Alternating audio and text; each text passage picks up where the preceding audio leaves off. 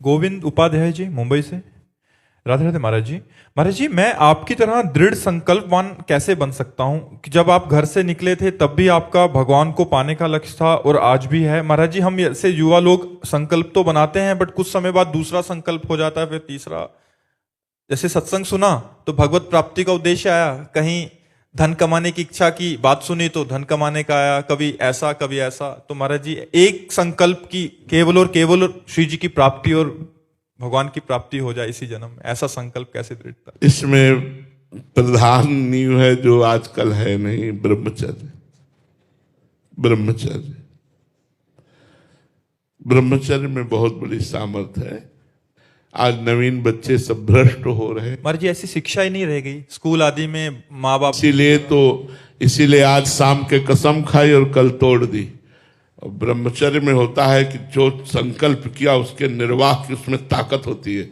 ब्रह्मचर्य शारीरिक बल को नहीं कहते, आध्यात्मिक बल को कहते हैं। शारीरिक बलवान हो सकता है लेकिन आध्यात्मिक बल से ही संकल्प दृढ़ होता है।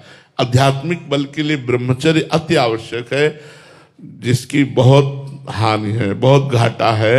आज ब्रह्मचर्य शब्द से ही लोग परिचय नहीं बनाना चाहते। पहले गुरुकुल में विद्यार्थियों को ब्रह्मचर्य ही व्रत सिखाया जाता था। ब्रह्मचर्य व्रत के द्वारा ही वो दो मार्गों का अनुसरण करते थे। एक ब्रह्मचर्य से नैष्ठिक ब्रह्मचर्य संन्यास, और एक ब्रह्मचर्य से गृहस्थ धर्म होते हुए फिर वानप्रस्थ संन्यास। लक्ष्य दोनों का संन्यास ही बनता था अंतिम में। तो ब्रह्मचर्य, तो अब ब्रह्मचर्य के बिना दृढ़ संकल्प होना, निष्ठा होना, भजन होना बड़ा कठिन है। तो हमें लगता है बच्चा नाम जप करो, शास्त्रों का स्वाध्याय करो, सत्संग करो, आचरणों को शुद्ध करो, पवित्र करो। पहले इन आचरणों को तो पवित्र करो, जो धार्मिक आचरणों में तो आओ, फिर धीरे धीरे धीरे। कै साल के हो? 23 साल। 23 साल में तो धुआं मचा हुआ था हमारे जीवन में, धुआं मचा हुआ था। कई कई दिन तक भोजन नहीं, रात दिन निरंतर मंत्राकार वृत्ति और घाटों में पड़े रहना। प्रेमानंद बनना यार तो बड़ा कठिन है। हाँ, हमारे जैसा भेष बना लो तो बात अलग है, लेकिन प्रेमानंद बनना बहुत कठिन, बहुत बहुत। महाराज जी, बहुत कठिन जीवन रहा, बहुत कसौटी से लाए गए हैं, बहुत कसौटी से लाए गए हैं। अब तो क्या है, अब तो अंतिम फिल्म का अंतिम सीन चल रहा है। ये तो भागवतिक बल से चल रहा है, लेकिन बहुत कसौटी हुई है, बहुत कसौटी हुई है। काशी के घाटों में जाकर जहाँ भिखारी बैठते हैं, वहां जब बैठते थे तो कोई इतना सतुआ दे देता, कोई एक पीस बर्फी दे देता, उसी से 24 घंटे पार होते। एक बार 24 घंटे में 80 घाट में भिखारियों की लाइन में लगते थे जाके। और ये नियम था, पैसा लेंगे नहीं और किसी आश्रम में जाकर भोजन करेंगे नहीं। नहीं तो काशी में अन्नपूर्णा का राज्य है, वहां तो 8 पहर भोजन मिलता है मारवाड़ी क्षेत्र में। लेकिन कभी नियम था कि कहीं जाएंगे नहीं, आकाश वृत्ति से जो हमें मिलेगा वही हम पाएंगे। तो शाम के जाके भिक्षुकों की लाइन में बैठ जाते थे, जो कुछ मिलता, जैसे इतना सत्वा मिला तो कमंडल के ढक्कन में घोर लिया, एक कमंडल गंगा जल पी लिया, रात दिन भजन भजन के। जी, एक साइड है आपका नियम, ये जो आकाश वृत्ति वाला, और दूसरी साइड तीव्र वेदना हो रही है भूख की। तो महाराज जी, ऐसे में कैसे आप अपने आप को संभाल? नहीं, वेदना हमको तो कभी महसूस नहीं हुई, आज भी हमें वेदना महसूस नहीं होती। हमारे शरीर में दर्द है, कई तरह की परेशानियां हैं, लेकिन गुरु कृपा से हमें कोई परेशानी नहीं। महाराज जी, आज तो हम समझ सकते हैं कि आपकी साधना ऐसे ही कल हमारी लगन थी, जो कल का जीवन था वो लगन का जीवन था कि मुझे कैसे ब्रह्मबोध हो, कैसे ब्रह्म। मैं शरीर नहीं हूं, ये भूख प्राणों का धर्म है, मेरा धर्म नहीं है। ये विवेक हमारा हर समय सावधान रहता है। कड़ाके की ठंड में महाराज जी कैसे? मैं शरीर नहीं हूं, मैं शरीर नहीं हूं, नहीं हूं। अब सर्दी लग रही, गर्मी नहीं, शरीर कांप रहा है, लेकिन हम अपनी स्थिति में। तो अब कठिन मार्ग तो है, और उसी कठिनता का आज आपको सुख मिल रहा है।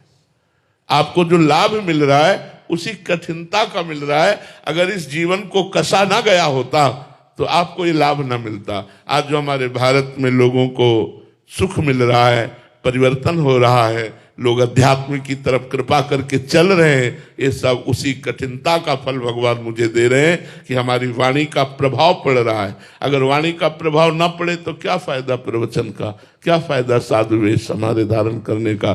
तो हमें भगवान उसका फल दे रहे हैं कि हमारे भारतवासी अध्यात्म की तरफ चल रहे हैं, बुरे आचरणों को त्याग रहे हैं, अधिक से अधिक मात्रा में भगवान नाम उच्चारण कर रहे हैं, ये उसका हमको फल मिला है। महाराज जी, शास्त्रों में और भक्त चरित्र आदि में तो वर्णन मिलता है और आपके जीवन में भी देखने को मिला। महाराज जी, आगे आने वाले समय में ऐसा कठिन साधन हो पाए? हाँ, इसीलिए कलयुग बढ़ेगा, इसीलिए भ्रष्टाचार बढ़ेगा। जैसे जैसे जो पहले संत थे बहुत कम रह गए हैं, अब संत आजीवन निरंतर भजन परायण, ऐसे भगवान के प्रेमी महात्मा तो बहुत कम मिलेंगे। और जो पहले थे वो अब नहीं है, जो अब हैं वो आगे नहीं मिलेंगे, क्योंकि पहले मोबाइल नहीं था। अब हम लोगों ने जीवन में मोबाइल नहीं रखा, आज भी नहीं है। ना काहू सो बोलिबो, ना कोई व्यवहार, अपनी कुंवरी किशोरी को जियत निहार निहार, सुने न काहू की कही कहे न अपनी बात, नारायण वा रूप में मगन रहे दिन रात, विरह कमंडल कर लिए बैरागी दो नैन, मांगत दरस मधु करी छके रात दिन रैन। किसी से कोई मतलब नहीं। या पुण्य से हुआ, बहिर्मुख वृत्ति हर समय बनाए रखने के लिए मोबाइल की कृपा है। अंतर्मुख कब हो पाता है साधक, कब हो पाएगा? और एकांत हुआ, मोबाइल हुआ और गंदी बातें देखी, तो फिर तो कलयुग महाराज अपना तांडव करेंगे कि वहां भजन होगा। बहुत समस्या है भजन की, बड़ी समस्या भजन की है। पहले जो भजन होता था वो अब नहीं हो रहा, जो अब हो रहा कभी वो आगे भी नहीं होने वाला। कलयुग का प्रभाव तभी बढ़ेगा जब संत जन गुप्त हो जाएंगे और लुप्त हो जाएंगे। संत जन जब देखेंगे हमारी बात नहीं मानी जाती तो गुप्त हो जाएंगे, और अच्छे संत सच्चे संत लुप्त हो जाएंगे। तब कलिकाल अपना झंडा गाड़ सकता है। अभी कैसे गाड़ सकता है? अभी भगवान नाम की जय, भगवत कथा की जय, भगवत वार्ता की जय, जो सनातन की जय जय बोली जा रही है, तो कलयुग थर्रा के इधर उधर कोनों में छुपा हुआ है। और जहां ये बड़े बड़े उद्भट वीर परमार्थ के अध्यात्म के अंतर ध्यान हो गए, तब उसका झंडा झूमेगा। भाव भ्रष्टाचारा सब संसारा, धर्म सुने नहीं काना, कलिकाल बिहाल के मनुजा ने माने को अनुजा तनुजा। अभी तो संतों की कृपा, एक से एक संत भगवान है जो जगत में भगवत नाम कीर्तन, भगवत कथा, भगवत विस्तार कर रहे हैं। आगे समय बड़ा कठिन आने वाला है। अभी तो 5,000 के ऊपर ही कुछ वर्ष हुए होंगे और 4,32,000 वर्ष की आयु कलयुग की है। अभी तो 32 नहीं पार हुए। आने दो इसका, ये तो बड़ा तांडव करेगा, सब मामला गड़बड़ हो जाएगा। इसीलिए जल्दी जल्दी भजन करके अपना उद्धार कर लो, नहीं आगे ऐसा समय आएगा। कैंसर कभी किसी के सुनने में, पूरे प्रांत में किसी एक आदि के, अब कैंसर ऐसे सुनने में आ रहा है जैसे जुखाम बुखार, जैसे जुखाम बुखार ऐसे कैंसर, और कैंसर सीधे सीधे चौथा स्टेज। ये क्या है? ये कलयुग का ही तो प्रसाद है। जवान शरीर है, blood pressure high low, sugar 500, ये सब क्या है? कलयुग का प्रभाव जर्जर कर देगा, रोग से जर्जर कर देगा, भोगों की कामनाओं से। न शरीर स्वस्थ है, न मन स्वस्थ है, कैसे भजन हो? भजन नहीं होगा, नरक जाओगे। कलयुग का प्रभाव तभी रुक सकता है जब संत हैं, भगवत कथा है, भगवान नाम कीर्तन है, भगवान नाम है। और जहां ये जितना गुप्त होता जाएगा, लुप्त होता जाएगा, उतने कलयुग का प्रभाव बढ़ता चला जाएगा। सारिका जी गंगानगर से, राधे राधे महाराज जी।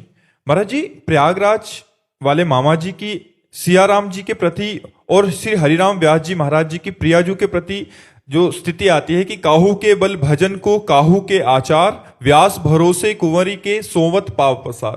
महाराज जी, इस स्थिति को प्राप्त करने का मुख्य साधन क्या है?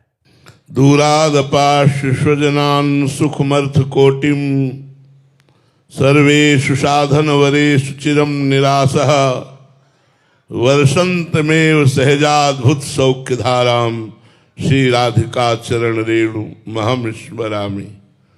जो अपने पारिवारिक संबंधों की संपूर्ण ममता का त्याग कर देता है, राम जी ने अपने श्री मुख से रामचरितमानस में कहा, जननी जनक बंधु सुतदारा, तनु धनु धाम सुहृद परिवारा, सबकी ममता ताग बटोरी, मम पद मन ही बांध बल डोरी। दूरादपास्य स्वजनान, जो स्वजन संबंधी शब्द में कोई हमारा नहीं है, केवल प्रिया प्रीतम। जैसे प्रयागदास मामा जी ने सियाजू को केवल अपनी बहन, राम जी को जीजा माना, तो पूर्ण रूप से इसी आसक्ति में बंध गए और मां का भी प्यार त्याग करके अयोध्या के लिए चल पड़े। मैं अपनी जीजी से मिलूंगा, अपने जीजा से मिलूंगा। मेरी जीजी राम पत्नी है, प्रिया है, राम प्रिया है, जानकी जी है, मेरे जीजा राम जी हैं। बस इसी भाव में मगन हो गए। हरिराम व्यास जी, मेरी स्वामिनी किशोरी मोहे अपनी कर लीजय, और दिए कछु भावत नाही, वृंदावन रज दीजय। किशोरी मोहे अपनी कर लीजय, खग मृग पशु पंछी जेया बन के, चरण शरण रख लीजय। व्यास स्वामिनी की छवि निरखूं, महल टहलनी कीजय। किशोरी मोहे अपनी कर लीजय, और दिए कछु भावत नाही, श्री वृंदावन रज दीजय। हरिराम व्यास जी केवल किशोरी जी की खवासी, किशोरी जी की दास्ता, अन्य कोई अंदर भाव नहीं, किसी से कोई संबंध नहीं, परिवार होते हुए भी परिवार से संबंध नहीं, केवल लाडली जी से। जैसे मीरा जी, मेरे तो गिरधर गोपाल, दूसरो न कोई। ये दूसरों